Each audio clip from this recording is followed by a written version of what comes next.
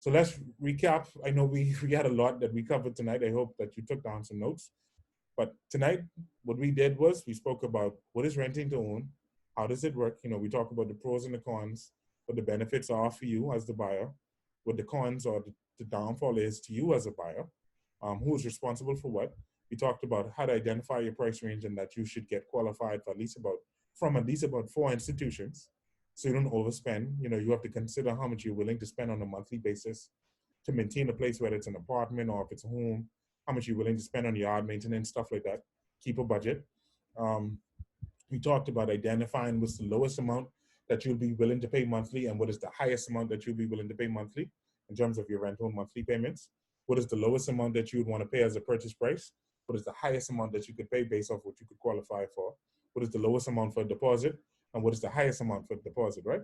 And we also talk about the types of questions that you need to be asking, because it's very important that you interview the seller. At the end of the day, you are the person coming there to them to solve their problems.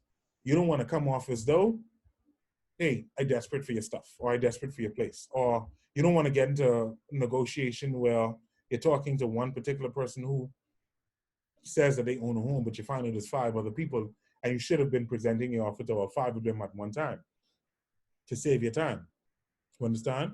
And then we also talk about how to present your offer, keeping your powder dry, the things not to say, and why negotiation is important. All right.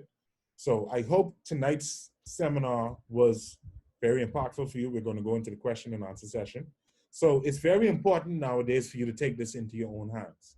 There's no other company in the Bahamas right now that cares for the fact that you cannot get a mortgage today.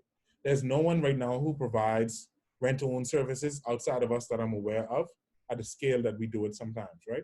And like I said, we have transitioned into a point now where we're mentoring you on how to go about these things yourself, which was the whole intent of the seminar. So to help you understand that it's totally possible for you to do this yourself. It's just that, you need systems, you need to understand how to do it, right? So you're not going to be left in the dark. Right now, there's thousands or maybe tens of thousands of sellers right now who are in a bind financially, who are trying to sell their places. And we, being educated on these rent-to-own types of contracts or these transactions, are the only persons that could actually assist them with solving their problems, right? And the importance of knowing how to do these things is that for those of you that may have wanted to invest in real estate for a long time, this actually removes the gatekeepers.